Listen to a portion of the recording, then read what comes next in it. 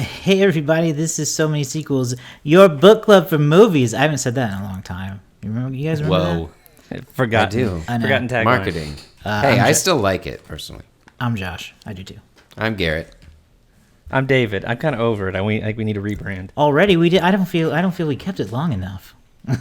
Never give it a chance. Give it a chance. The only thing I don't like about it is like it's too. I think of it too literally. I'm like, but it's not a book club. It can't be a book club for movies. Literary. It's a movie club for movies. Right. Anyway, welcome to the show. This is our final week of Oscar Madness March.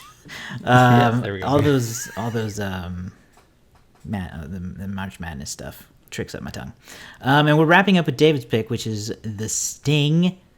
The 1973 caper from Robert Redford and Paul Newman. We're going to talk about that later, but first, let's catch up a little bit on what's been going on here in our worlds. What you guys been watching lately? Have you gone to the movies? Have you seen anything new on streaming? What's been piquing your interest? No, my A-list is just burning a hole in the wallet at the moment because I haven't had a chance to go to the theater since Dune 2. There's several that I need to catch up on, but I think that we've all had a chance, at least in this podcast room, to talk about or to watch the new investigation, discovery, and docuseries of Quiet on the Set, which hits all our nostalgia buttons in ways we didn't necessarily want or hope for. All of the tragic, terrible things coming out of Nickelodeon and all of those producers. So that has not been great, but a very interesting series to watch. Yeah. David, you put that you watched that as well. I also watched a good bit of that. I watched 3 episodes. I still got that last one to go. But I know, Garrett, you've got a big history with Nickelodeon as a kid. I did too.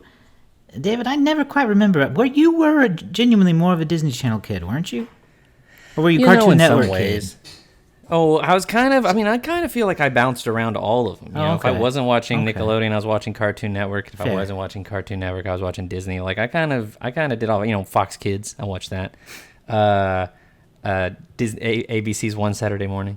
So I was all over the place. But specifically, I loved like All That and Kenan and Kel. Right. I loved the Amanda Bynes show. So a lot of this was kind of disturbing from a fan of in that perspective for these shows. Mm-hmm. The kinds of weirdly inappropriate and just sort of reckless behavior that could be seen that they describe as having happened. Mm-hmm. Even outside of the major allegations of sexual assault and things like that, they would work these kids way past child labor law regulations, and it just seemed like a dream when you watched as a kid to be on All That, or to be on the Amanda show. Well, and some of the cast members interviewed literally say that it was a dream, and it became a dream come true for them when they got cast. I think every kid, to an extent, probably has a dream of being on a TV show. It just seems so cool, whether it was All That or whether it was whatever, Boy Meets World, who cares? It was like such a cool idea to be on TV, but the reality, and what I've heard, and we've heard a lot of child actors describe what the life is like. It sounds like it would just be so emotionally and mentally taxing for any kid, any under 11-year-old. I don't know what eras of All That you guys watched, but I was particularly interested in seeing Kyle Sullivan pop up again. Do you guys remember him at all? I completely forgot about him until I saw him pop up as a kid, and I was like, oh my god, that kid was really funny on All That. He was. And his stories about the on-air dares were horrifying in their own right, and something I don't even really remember seeing. I have vague memories of On Air Dare, but I don't remember like being excited to watch it.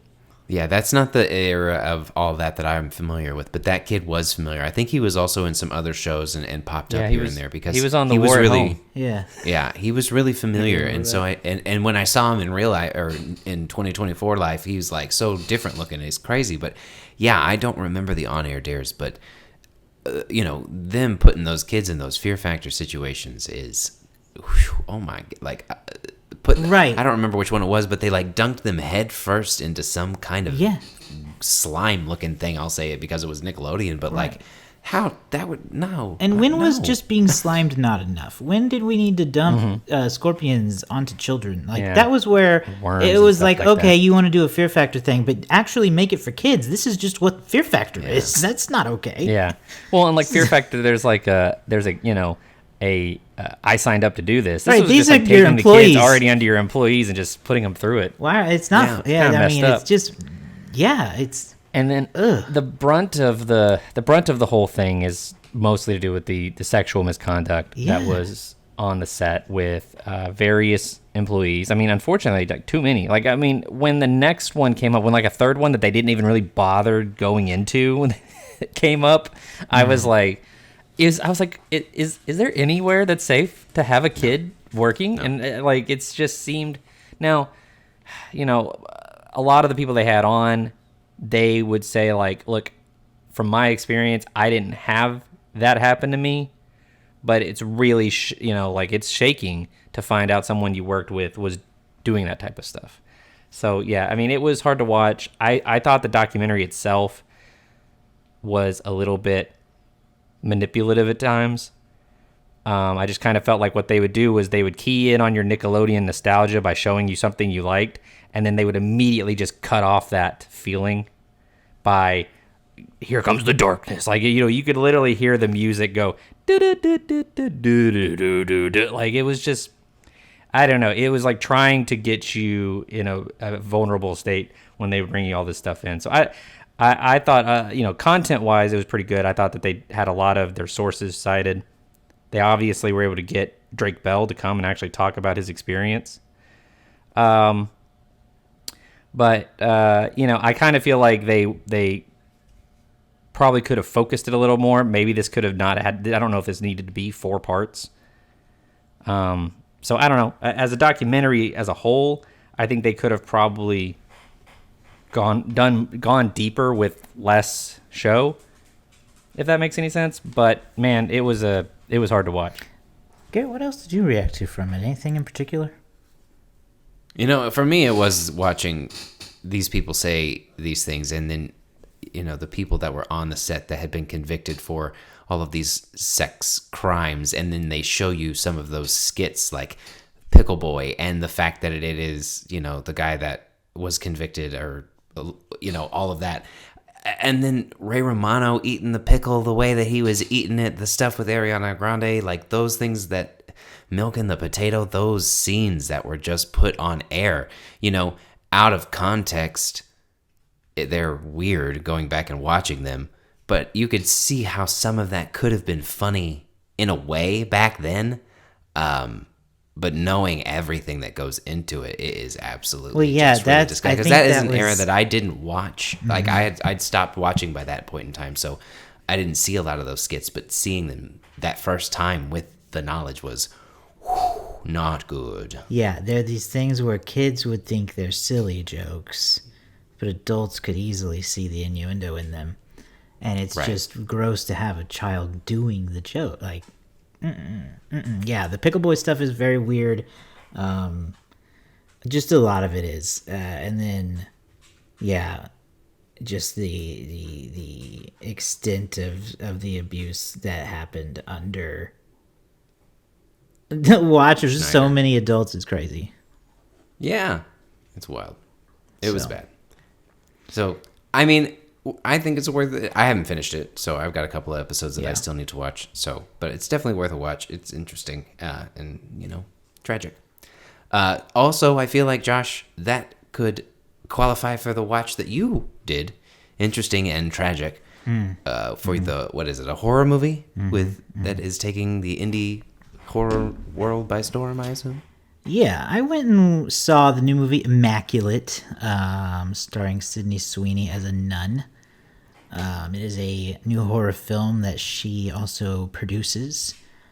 This is a movie that, from what I understand, she really spearheaded in getting made.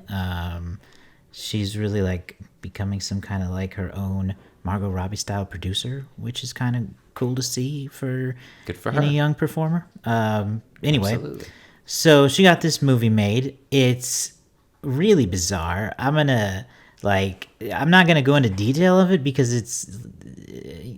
it would spoil good chunks of the movie, and it also is really disturbing. Honestly, it is a truly really disturbing movie. Great. In content matter, really, not necessarily in scares, I will say. It's got some jump scares. It kind of relies on that a little too much. It is really the subject matter. It has very, it's very religious, and it does things that a lot of people not gonna like, and for their reason, good reason.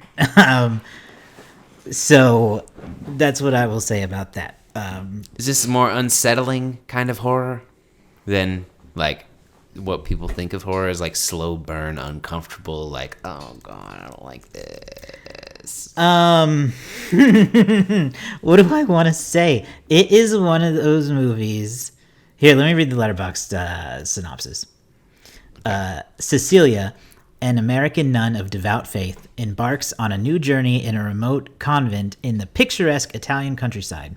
Cecilia's warm welcome quickly devolves into a nightmare as it becomes clear her new home harbors a sinister secret and unspeakable horrors.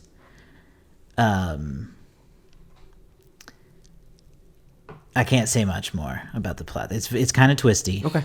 It's kind of twisty. So I For won't some say reason, on I air. thought it was like related to The Omen. Is No. there like a different movie coming out about The Omen? There's a movie called The First Omen coming out.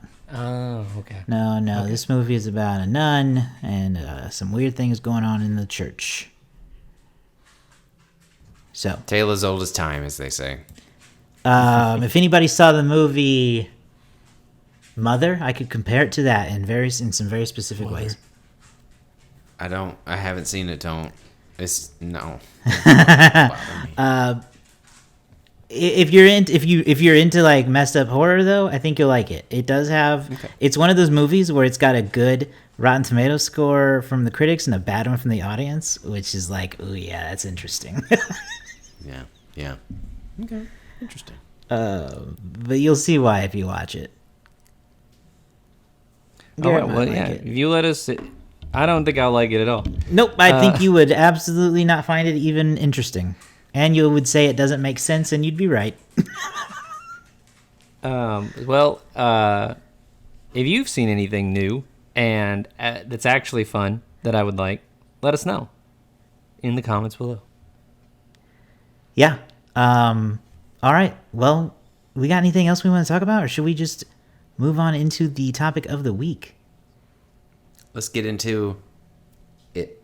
All right. We're going to talk about... I almost said Immaculate again. We're not going to talk about Immaculate again.